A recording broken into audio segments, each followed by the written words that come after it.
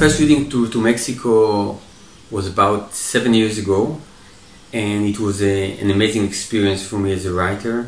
Many people came to the events, and it was all very exciting.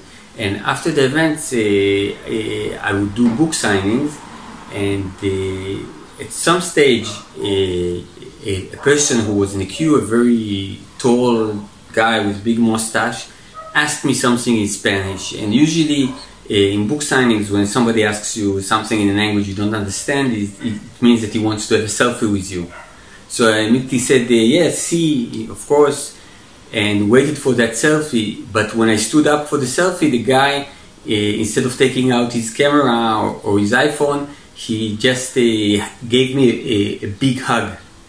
And I was petrified for a second, because you know it's not every day that a tall Mexican with a mustache give me a big hug.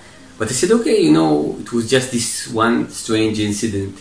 But as the tour went on, almost every book signing that I did, at least one person would come to me, ask me something in Spanish which I didn't understand, and when I said yes, would basically hug me. And when my publisher took me to the airport when I finished the tour, I said to him, you know, I've traveled as a writer to so many countries, and I've never been in a place as amazing and warm, especially as Mexico. It's a heaven for writers. And he asked me why, and I said, you know, because every reading event we had here, somebody hugged me, and this is something that must be a very particular Mexican phenomena, because it never happened to me in any other country.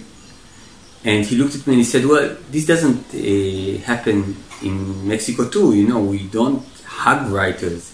And I said to him, but you were with me in all these events, you saw those people hugging me. And he said, oh yeah, we don't hug writers, we hug you.